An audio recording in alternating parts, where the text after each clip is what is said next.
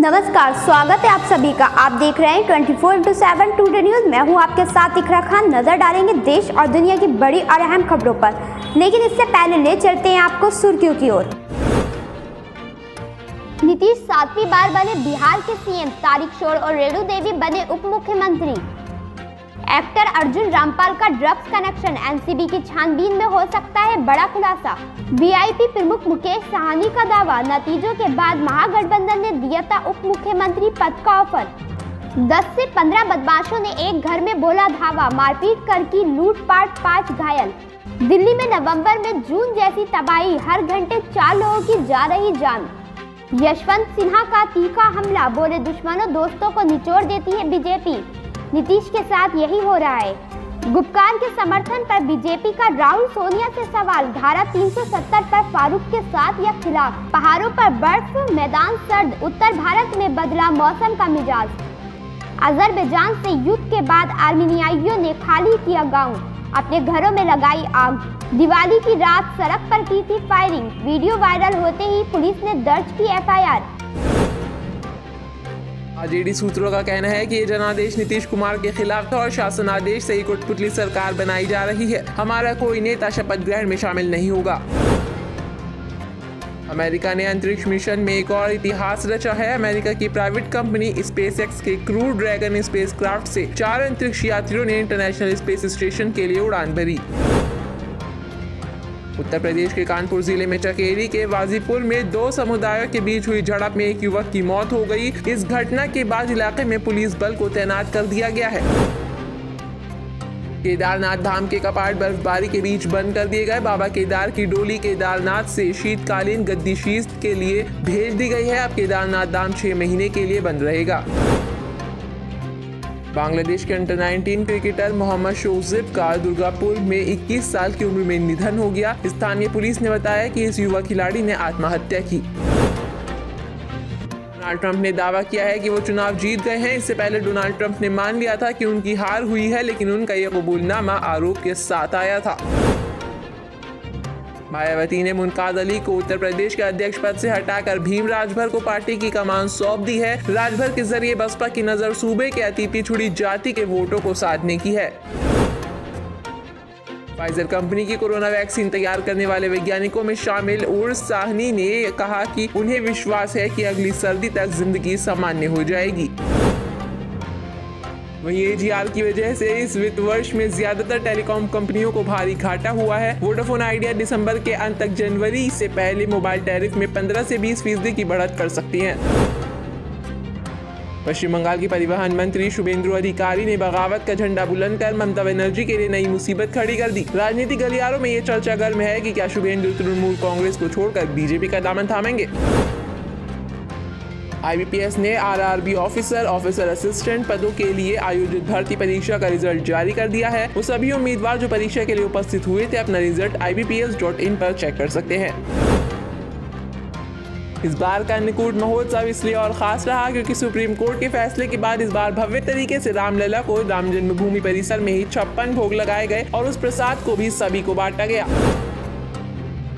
Oxford economics ने भारतीय अर्थव्यवस्था को लेकर पॉजिटिव नजरिया पेश किया है। फर्म ने भारतीय इकोनॉमिक्स को लेकर उम्मीद से ज्यादा रिकवरी का अनुमान जताया। ब्रिटिश सरकार के प्रवक्ता ने जारी बयान में कहा कि संसद के कोरोना संक्रमित एक सदस्य के संपर्क में आने के बाद ब्रिटिश प्रधानमंत्री बोरिस जॉनसन ने आइसोलेट कर लिया है खुद को। उत्तराखंड के बागेश्वर में बारिश की वजह से जंगलों में लगी आग से राहत तो मिली, बर्फबारी से ठंडक भी बढ़ गई। पिछले 3 हफ्तों से जल रहे जंगलों की भीषण आग पहली बारिश में काबू हुई। बीजेपी ने जम्मू कश्मीर के पंचायत चुनाव में गुप्तचर अलायंस के साथ हाथ मिलाने पर कांग्रेस पर निशाना साधा है। समित पात्रा ने कहा कि गुप्तचर गुट के साथ हाथ मिलाकर कांग्रेस ने देश को अपना असली रंग दिखा दिया। वहीं यमुना नदी में प्रदूषण की वजह से जहरीले झाग बनने लगे हैं। दिल्ली के कालिंदी कुंज स्थित यमुना नदी में झाग ज्यादा देखने को मिल रहा है। दिल्ली के मुख्यमंत्री अरविंद केजरीवाल ने कहा कि केंद्र ने उन्हें आश्वासन दिया है कि रक्षा अनुसंधान और विकास संगठन केंद्र में 750 गहन देखभाल इकाई बेड उपलब्ध कराए जाएंगे। अमेरिका में कोविड-19 के मामले 1 करोड़ के भी पार पहुंच जाने के बाद अब कई राज्यों ने इस संक्रमण को फैलने से रोकने के लिए नए सिरे से प्रयास शुरू कर दिए हैं। नई दिल्ली सरकार ने ये साफ कर दिया है कि राजधानी में अब दोबारा लॉकडाउन नहीं लगेगा। राजधानी में कोविड-19 के मरीजों की संख्या देश में सर्वाधिक स्तर पर पहुंचने के बाद ऐसी अटकलें लगने लगी थी कि दोबारा लॉकडाउन लगाया जा सकता है। कांग्रेस के वरिष्ठ नेता अहमद पटेल का गुड़गांव के मेदांता अस्पताल में गहन चिकित्सक कक्ष में भर्ती कराया गया है। ये जानकारी उनके परिवार ने दी।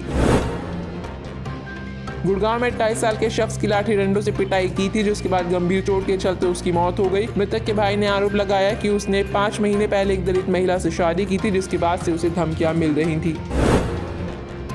आर्मेनिया अजरबैजान के बीच युद्ध के बाद हुए समझौते के तहत आर्मेनियाई लोगों ने अपने गांव को खाली कर दिया और घरों में आग लगा दी। करीब 1.5 महीने तक चली लड़ाई के बाद दोनों देशों के बीच समझौता हुआ। ऑस्ट्रेलिया की टेस्ट टीम के कप्तान टिम पेन और विकेटकीपर बल्लेबाज मैथ्यू वेड कोरोना वायरस के बढ़ते मामलों के कारण सेल्फ आइसोलेशन में चले गए और इसी कारण बॉर्डर गावस्कर ट्रॉफी के पहले टेस्ट पर भी काले बादल छा गए। वहीं DGCA ने कई पदों पर भारत के लिए आवेदन मांगे हैं। इसके तहत चुने गए उम्मीदवार 7 लाख प्रति माह तक का वेतन पाने के हकदार होंगे। DGCA ने फ्लाइट ऑपरेशन इंस्पेक्टर के पदों के लिए वैकेंसी निकाली है। अक्टूबर महीने से आलू सहित सब्जियों के दाम और मैन्युफैक्चर उत्पाद के दाम बढ़ने से थोक महंगाई बढ़ी है। आलू के दाम में तो 107% की उछाल आई है।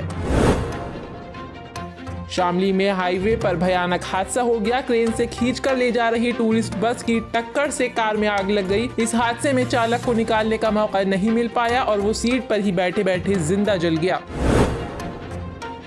लाइसेंसी रिवॉल्वर से पिता पुत्र को हर्ष फायरिंग करना उस वक्त भारी पड़ गया जब सोशल मीडिया पर उनका वीडियो वायरल हो गया। वीडियो को संज्ञान में लेते हुए पुलिस ने मामले की जांच शुरू कर दी और फायरिंग करने वाले पिता पुत्र के खिलाफ FIR दर्ज कर ली।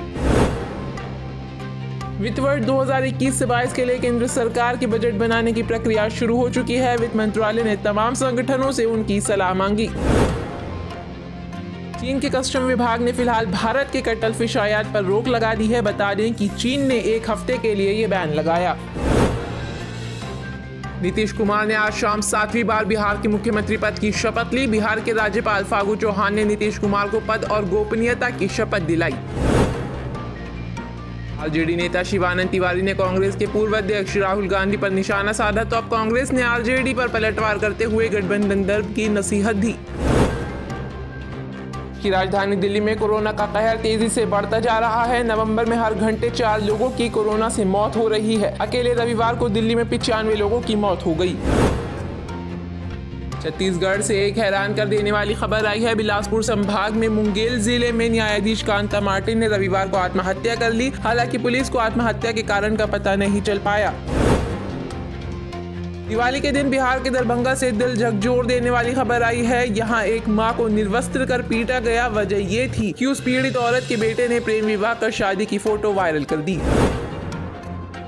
दिल्ली में हवा की गुणवत्ता में काफी सुधार हुआ है। दिवाली के दिन दिल्ली के कई इलाकों में एयर क्वालिटी इंडेक्स 999 तक पहुंच गया था, जो गिरकर अब 200 के नीचे पहुंच गया है।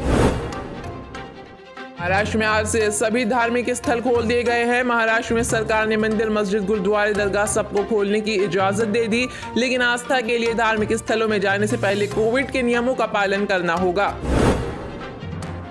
SBI PO रिक्वायरमेंट 2020 इस भर्ती प्रक्रिया के माध्यम से कुल 2000 रिक्त पदों को भरा जाएगा, जिसमें से 200 सीटें समाज के आर्थिक रूप से कमजोर वर्ग के उम्मीदवारों के लिए आरक्षित हैं।